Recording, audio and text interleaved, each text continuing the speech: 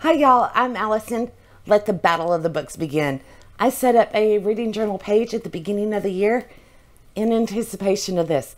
Instead of having your traditional 12 slots for the 12 months, I put 16. That way our brackets will come down to 2 at the end, so we'll have a battle of 2 books to find the best one for 2023.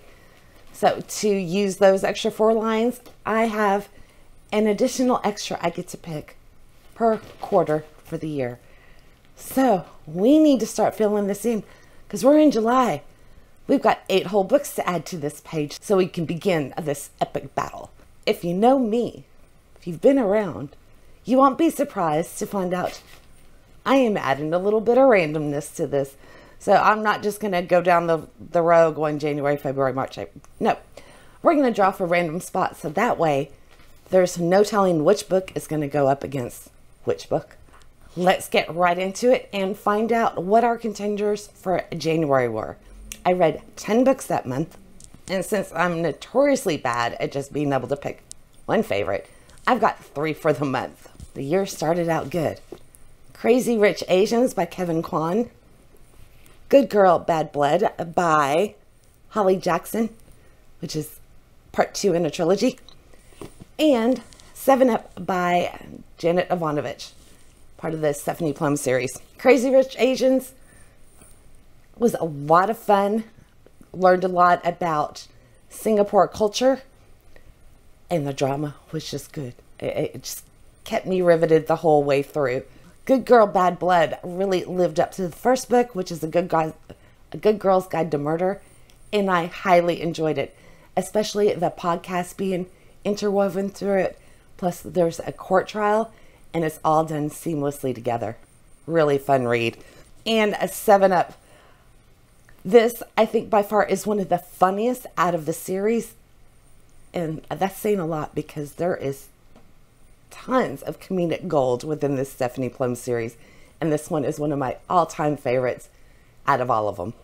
Now, the hard part, I have to narrow it down to just one book. I think I'm going to go with Crazy Rich Asians. Although this was really tough to decide. So this will be taking 1 line in the brackets. And that means Good Girl, Bad Blood and a 7 Up are both in contention for the winner of the first quarter. Now, let's find out what slot Crazy Rich Asians is going to take on the brackets. To do that, I have a little bag, you know, because I've got to randomize somehow. So let's just shake this up. In here, I have some decorative river rocks that I put numbers on. So January will take the 7th slot, and that number is now retired.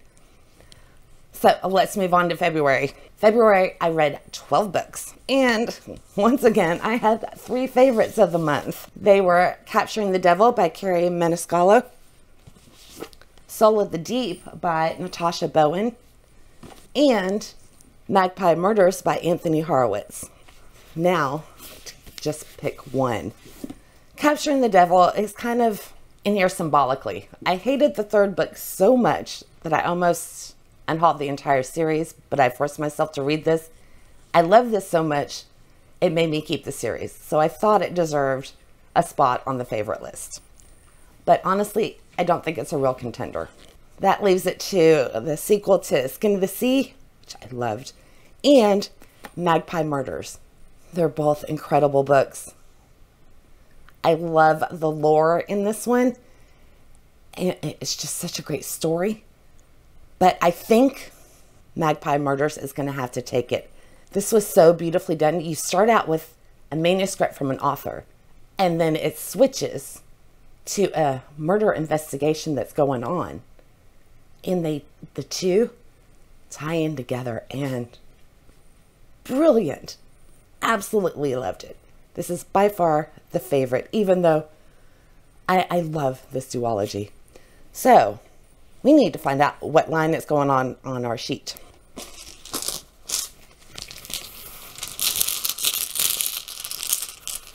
And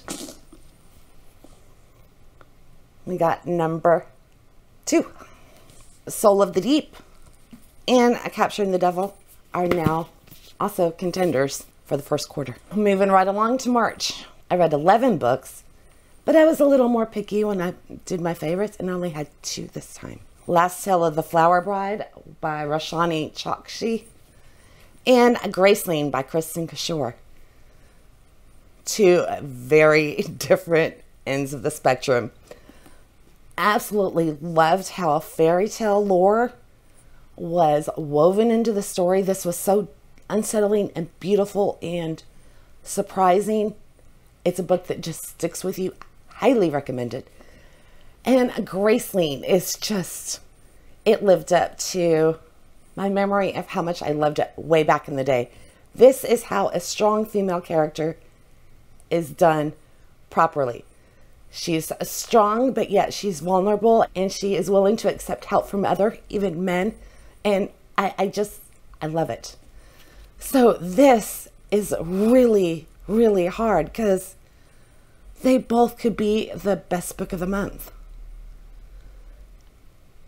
I think I am going to go with The Last Tale of the Flower Bride, simply because I was so surprised by how much I loved it. It's got lyrical writing, a little bit more flowery than I normally enjoy. If I loved it and it has that, it shows how artfully it was written. So March's book is going to be The Last Tale of the Flower Bride. This was Once Upon a Book Club pick, and they nailed it with this book. Let's find out what line it's going to take. This is kind of fun.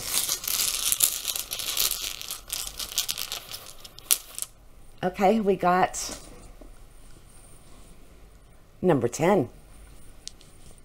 And as you know by now, Graceling goes into the pool for the first quarter. So that was our first quarter. Now we need to find out what book's going to take that slot. As you know, we have Graceling, Soul of the Deep, Capturing the Devil, and Good Girl, Bad Blood, and 7 Up by Janet Ivanovich. I'm going to knock off Capturing the Devil for the reasons I've already stated. That was kind of like an honorary mention. So out of the 4, this is tough. And it's only going to get harder. How am I ever going to come down to 1? I can't even pick 1 for a month. Okay, while I loved Soul of the Deep, I didn't love it as much as Skin of the Sea. And that is only because Skin of the Sea is awesome. It's just a book I read last year. So we're down to these 3. They could all easily... I'm going to have to go with Graceling, because I think if it was in any other month and it wasn't against Last Tale of the Flower Bride, it would have been a clear winner. So that's what we'll do. That was painful. In the first quarter book,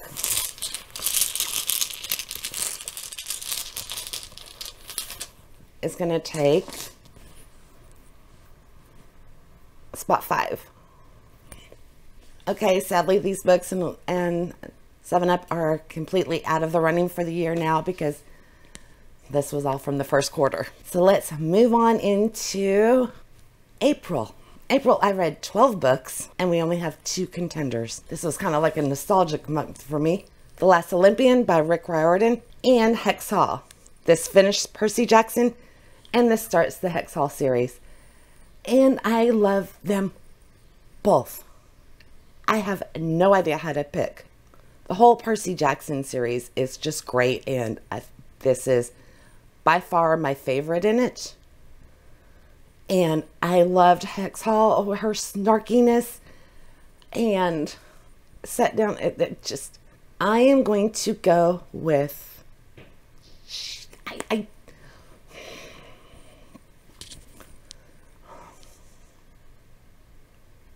I'm going to go with Hex Hall. Simply because I really loved the characters and the setting. It's in Georgia, and the atmosphere and the boarding school. Yeah, that's just kind of speaking to me at the moment. Nothing against Percy Jackson. I think I've just read this so many times that it kind of becomes like a favorite dress, which makes it easier for Hex Hall to sneak in and steal it just for maybe novelty's sake. But you know, I just got to make a decision. So let's find out what line is going on.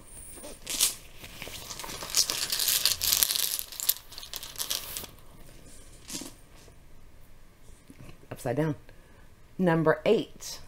Now, Percy Jackson, of course, is in contention for the favorite book of the second quarter. Okay, May is really easy because I didn't read anything. I was too busy with doing Aurelium videos and I didn't pick up a single book the entire month. So there was no favorite. But we still have to pull a string for it. So whoever goes up against May is automatically going to be moved into the next bracket. And May is number 4. Okay, we've got June. Isn't that great? Aren't y'all proud of me? I know my months. I read 23 books in June. I definitely made up for the lack of reading in May. And surprisingly, I only wrote down 2 books as favorites. Scythe by Neil Shusterman and The Hunger Games by Suzanne Collins. Again, we're going to have an epic battle here. The Hunger Games stands up to the test of time. I enjoyed it just as much this reading as I did all the ones prior to this, and I've read it quite a few. Scythe, this was my first time reading it, and it was so much more than I expected. In fact, I kept my expectations on the lower side just because it had been hyped up so much, and I didn't want to be disappointed. It was so good.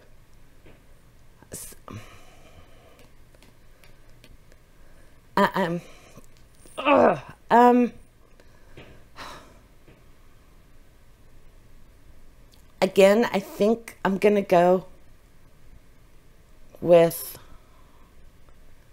do I go with the tried and true, or they're easily both? I want them both. I'm going with Scythe because it was so different. Although Hunger Games, when it came out, was very different as well. But Scythe is going to be the book of the month for June. And